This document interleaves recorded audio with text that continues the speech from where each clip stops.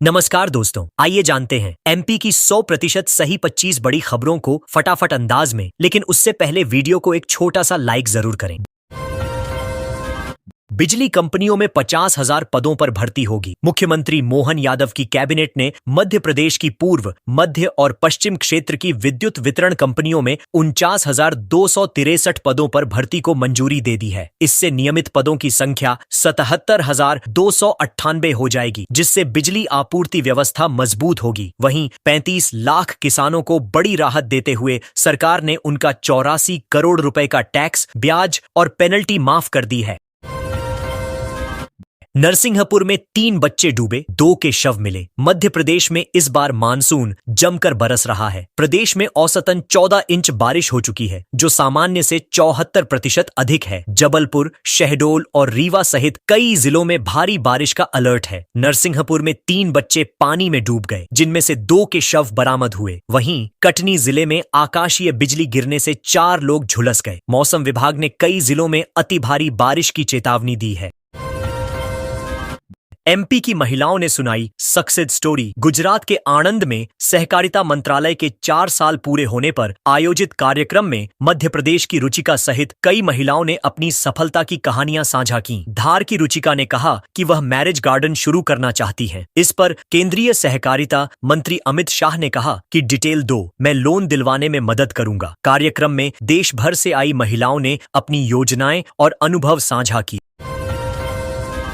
स्वामी विवेकानंद के विचारों को जन जन तक पहुंचाने निकले पिता पुत्र। स्वामी विवेकानंद के विचारों को जन जन तक पहुंचाने के उद्देश्य से एक पिता पुत्र की जोड़ी 11 महीनों में 30 राज्यों की यात्रा करते हुए भोपाल पहुंची है। यह यात्रा उन्होंने युवाओं को प्रेरित करने और राष्ट्र निर्माण के लिए विवेकानंद के विचारों को फैलाने के लिए शुरू की थी। यात्रा का समापन अब राजस्थान में किया जाएगा। दोनों ने जगह जगह युवाओं को संबोधित किया।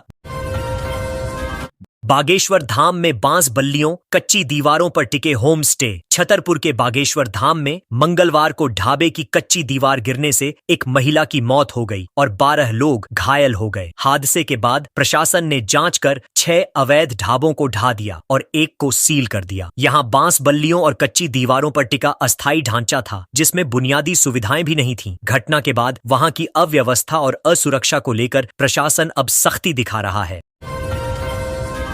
राशन वितरण में गड़बड़ी पर प्रशासन सख्त। दतिया जिले में राशन वितरण को लेकर लगातार मिल रही गड़बड़ियों की शिकायतों पर बुधवार को कलेक्टर स्वप्निल वानखड़े ने खुद मोर्चा संभाला। उन्होंने पीडीएस दुकानों पर औचक निरीक्षण किया, जहां कई दुकानें बंद पाई गईं और कई जगह स्टॉक में अनियमितता मिली। प्रशासन ने स्पष्ट किया कि दोषियों के खिलाफ कार्रवाई की जाएगी। लोगों को समय पर और सही मात्रा में राशन मिले, इसके लिए अब सख्ती बरती जाएगी।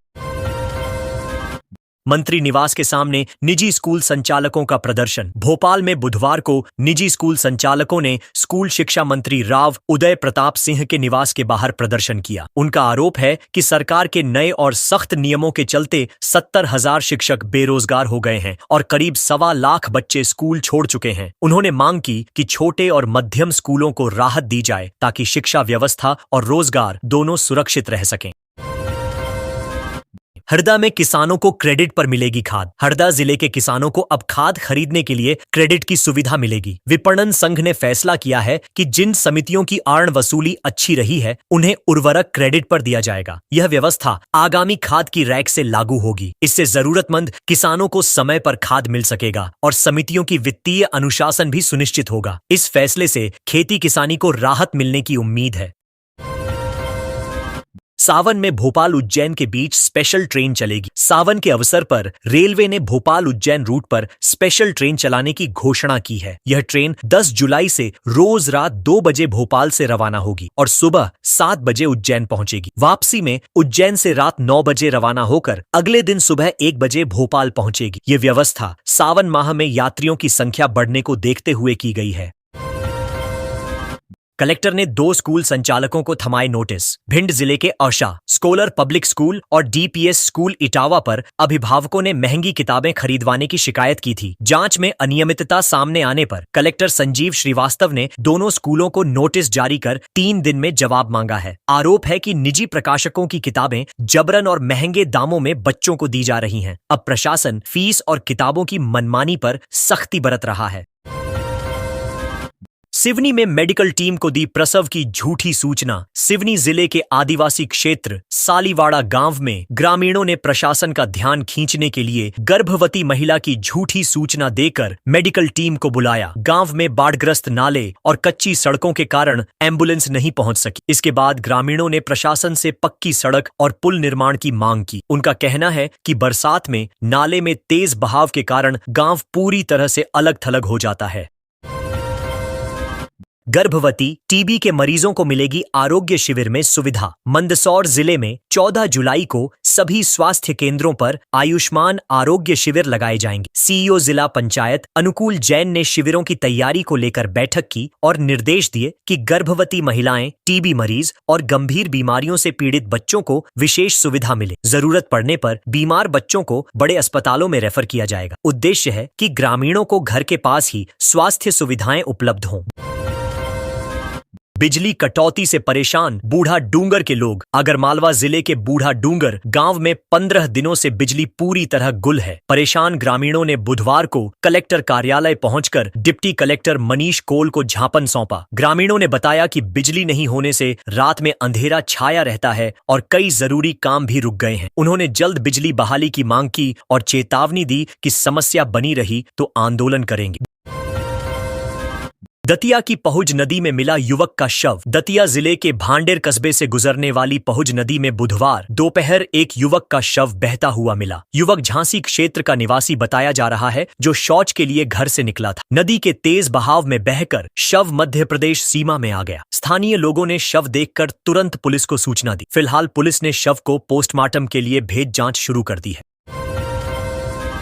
1,70,000 का 57 किलो डोडा चूरा सहित गिरफ्तार। रतलाम पुलिस ने इंदौर लेबट 4 लेन पर एक संदिग्ध कार से 57 किलो डोडा चूरा जब्त किया है, जिसकी कीमत करीब 1 लाख रुपए है। आरोपी राजस्थान निवासी है, जिसने पकड़े जाने से बचने के लिए कार को डिवाइडर पर चढ़ा दिया और फर्जी नंबर प्लेट लगा रखी थी। पुलिस ने घेराबंदी कर उसे पकड़ा। आरोपी मादक पदार्थ सोलापुर ले जा रहा था। पुलिस ने एनडीपीएस एक्ट के तहत मामला दर्ज किया है। गंभीर नदी से नाव निकालते समय क्रेन पलटी। उज्जैन जिले के खड़ोतिया गांव में गंभीर नदी से नाव निकालते समय देर रात एक बड़ा हादसा हुआ। भारी क्रेन असंतुलित होकर नदी में गिर गई, जिससे एक मजदूर की मौत हो गई। सुबह ग्रामीणों ने जब नदी में लाश देखी तो पुलिस को सूचना दी। फिलहाल एक मजदूर का शव बरामद हुआ है। अन्य लापता लोगों की तलाश जारी है। एसडीआरएफ टीम मौके पर पहुंचकर रेस्क्यू कर रही है। हरिद्वार से पीथमपुर जा रहा डंपर हाईवे पर टकराया। ड्राइवर की मौत। उज्जैन के पमवासा थाना क्षेत्र के पंड्या खेड़ी गांव में बीती रात तेज रफ्तार डंपर हाईवे के डिवाइडर से टकरा गया। हादसे में ड्राइवर की मौके पर ही मौत हो गई। डंपर में कृषि उपकरण भरे थे, जो बिखर गए। टक्कर से डंपर बुरी तरह क्षतिग्रस्त हो गया और हाईवे का कुछ हिस्सा ट्रैफिक के लिए बंद कर दिया गया। पुलिस ने शव को पोस्टमार्टम के लिए भेज दिया है। नए श्रम कानून के विरोध में 11,000 कर्मचारी हड़ताल पर। सिंगरौली जिले में नॉर्दर्न कोलफील्ड लिमिटेड के 11,000 कर्मचारियों ने नए श्रम कानूनों के खिलाफ एक दिवसीय सांकेतिक हड़ताल की। इस हड़ताल का असर कोयला उत्पादन पर पड़ा और उत्पादन 50% तक प्रभावित हुआ। हड़ताल में एटक, इंटक, C2 और HMS यूनियन शामिल रहीं। कर्मचारियों ने सरकार से कानून वापस लेने की मांग की, अन्यथा अनिश्चितकालीन आंदोलन की चेतावनी दी है।